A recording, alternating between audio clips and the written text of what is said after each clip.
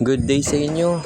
Samahan niyo ako sa ating buhay maintenance. May re-repair tayo. Yung doorknob na yun natin itong shower. Tumutulo kasi kahit nakasarado yung valve niya. At itong kisame na medyo madumi. Okay, tara. Unahin natin yung kisame. Hey guys, welcome to my YouTube channel.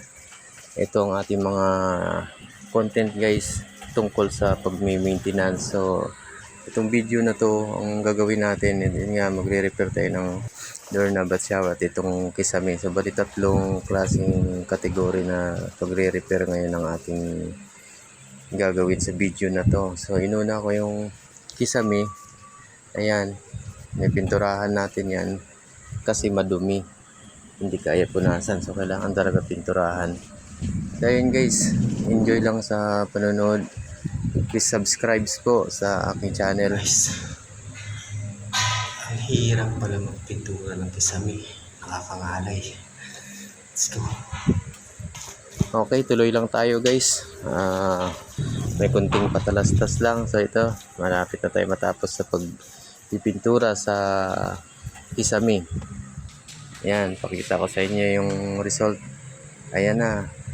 Kung nagugustuhan nyo guys ang ating mga content, subscribe po kayo at click yung notification bell para ma-update po kayo sa mga susunod pa nating mga gagawin tungkol sa trabaho bilang maintenance. So tapos na tayo dito guys. Dito naman tayo sa shower na ito.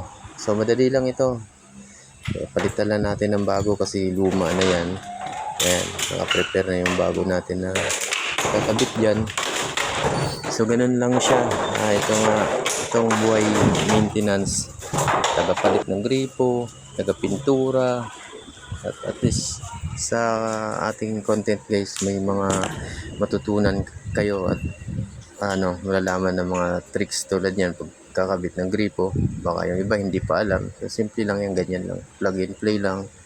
Yan, tatanggalin lang natin yung luma, kakabit yung bago at higpitan, lagyan ng teflon at eto, sa shower lagyan natin yung sabitan.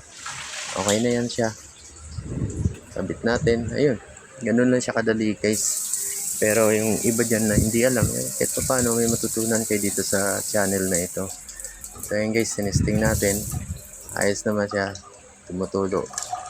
Lakas naman. Pwede na maligo. So dito tayo guys sa isang problema pa. Ito, yung doorknob. Yan, isa dito sa mga marami ang hindi nakakaalam sa kung paano magpalit ng doorknob. So madali lang. Tinanggal lang natin yung luma. Ayan, yung pin niya, may dalawang screw yan. Tanggalin lang din natin. So kung ano yung huli natin tinanggal, yun ang una natin kakabit. Kapag nagkabit naman. So itong pin, pinabit natin. Ayan, may dalawang screw dyan.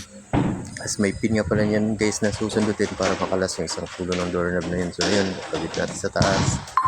Ayan, silipin na natin kung pumapasok ba yung pin. At ayun, may dalawang lock yan dyan.